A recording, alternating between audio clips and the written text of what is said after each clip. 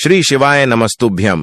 ओम नमः शिवाय। दोस्तों, 6 मई 2024 को है वैशाख महीने की शिवरात्रि।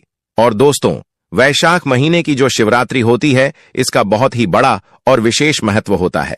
इसीलिए दोस्तों, आप लोगों को इस वैशाख महीने की शिवरात्रि को अपने हाथ से बिल्कुल भी नहीं जाने देना चाहिए, क्योंकि इस बार की जो वैशाख महीने की मासिक शिवरात्रि पड़ रही है, ये सोमवार के दिन ही पड़ रही है।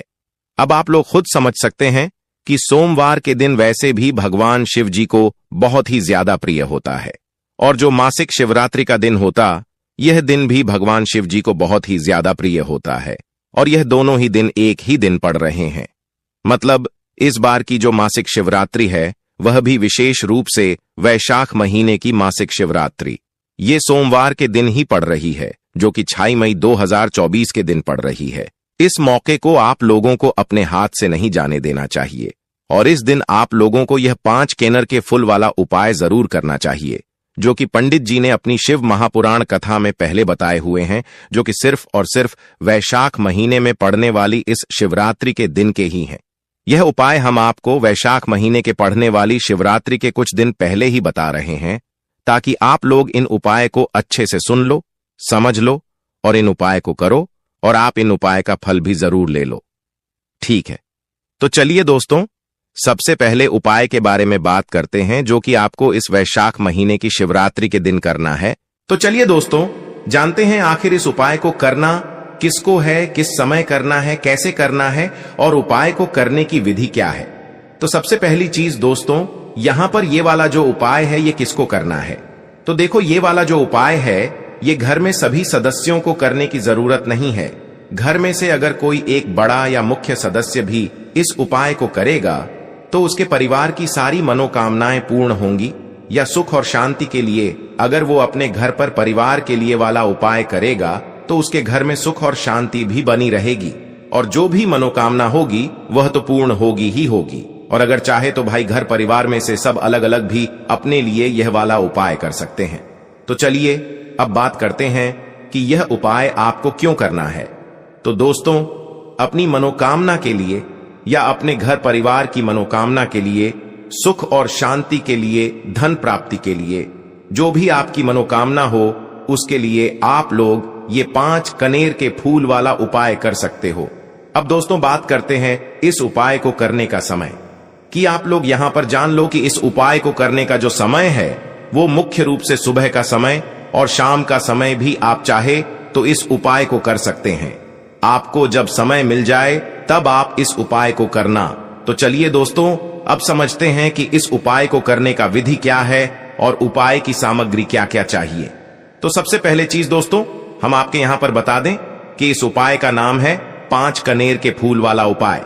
तो दोस्तों, आपको इस उपाय के लिए 5 कनेर के फूल जुगाड़ करना पड़ेगा। तो सबसे पहली चीज, यहां पर आपको 9 कनेर के फूल लेने पड़ेंगे। जब आप फूल ले लिया, तब आप इस उपाय को कीजिए। उपाय को करते समय शुद्धता का विशेष रूप से ध्यान रखना। सुबह उपाय कर रहे हो तो स्नान, मतलब जितना जल्दी सुबह इस उपाय को कर सकते हो उतनी जल्दी कोशिश करना, और शाम के समय उपाय कर रहे हो तो हाथ मुंह धोकर शुद्धता का विशेष रूप से आप लोग ध्यान रखना। शाम के समय आपको स्नान करने की जरूरत नहीं है। अब आपको करना क्या है, ध्यान से सुनो। देखो, वैशाख महीने की शिवरात्रि के दिन जिस भी समय आप इस उपाय को कर रहे हो, सुबह के समय चाहे शाम के समय, अपने उपाय की सामग्री को तैयार करके आप निकल जाना। अपने घर के पास में जो शिव मंदिर हो, जहां पर शिवालय हो, शिवलिंग विराजित हो, वहां पर पहुंच जाना। क्या क्या लेकर पहुंचना, 5 कनीर के फूल लिए हैं, और जो है एक गोल बाती का घी का दीपक है ना, ये विशेष रूप से उपाय की सामग्री है। इसके अलावा पूजन सामग्री, एक लोटा जल वगैरह, वह आप अलग से लेकर जा सकते हैं। उसमें कोई दिक्कत वाली बात नहीं है। सबसे पहले आप जैसे ही भगवान शिव जी के मंदिर पहुंचेंगे, तो सबसे पहले आप भगवान शिव जी के दर्शन करेंगे। ठीक, और दर्शन करने के बाद ही इस उपाय नहीं करना है। पहले आपको पूजन अर्चना करना है, उसके बाद उपाय करना है। और इस उपाय के लिए आप एक लोटा जल कम से कम लेकर जरूर जाना। चैत्र नवरात्रि में भी जल चढ़ाने का विशेष महत्व होता है। तो जैसे ही आपकी पूजन अर्चना हो जाए, पूजन अर्चना करने के बाद आप लोग शिवलिंग के पास में सामने या आसपास कहीं पर भी बैठ जाना और अपने उपाय की सामग्री को निकाल लेना। इसी तरीके से शाम के समय भी करना। शाम के समय जाकर सीधा उपाय मत करने लग जाना। पहले भगवान के दर्शन करना, उसके बाद में शिवलिंग के पास में बैठ जाना। और कोई अगर पूजन सामग्री को चढ़ाने के लिए लाए हुए हो तो पहले पूजन सामग्री कर लेना, चढ़ा देना, उसके बाद अपना उपाय करना शुरू करना। ठीक है, शिवलिंग के पास में बैठ जाना। बैठने के बाद अपनी उपाय की सामग्री निकाल लो।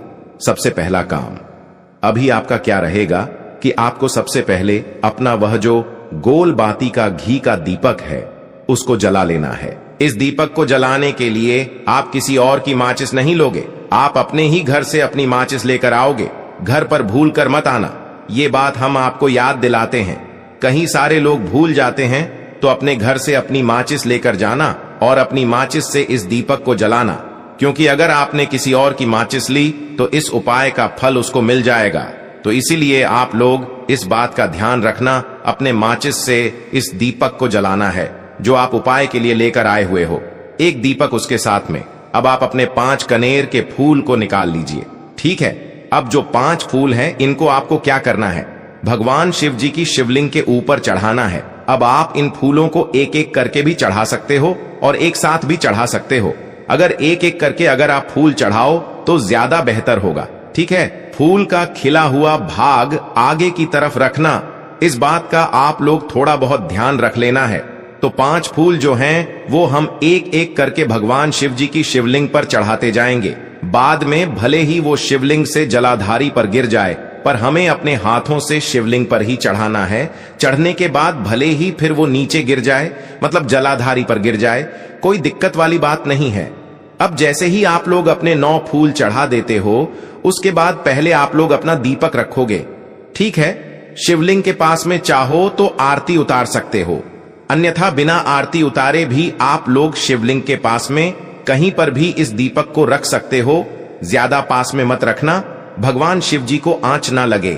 उसके बाद भगवान से प्रार्थना करना, अपनी वह मनोकामना बोलना जिस मनोकामना के लिए आप लोग यह वाला उपाय कर रहे हो। विशेष रूप से पहले दिन मनोकामना बोलना बहुत ज्यादा जरूरी है। ठीक है, मनोकामना बोलकर भगवान से प्रार्थना और विनती करके वहां से उठ जाना और सीधा अपने घर पर आ जाना।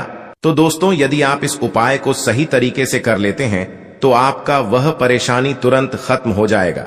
तो यदि आपका भी कोई मनोकामना हो तो आप इस उपाय को एक पर अवश्य करना, और आप कोई परेशानी में हो, कोई संकट में हो, तो भी इस उपाय को आप एक बार जरूर आजमाएगा। यदि आपको वीडियो पसंद आया तो वीडियो को एक लाइक करके अपने व्हाट्सएप ग्रुप में शेयर कर देना और हमारे चैनल को भी सब्सक्राइब कर देना।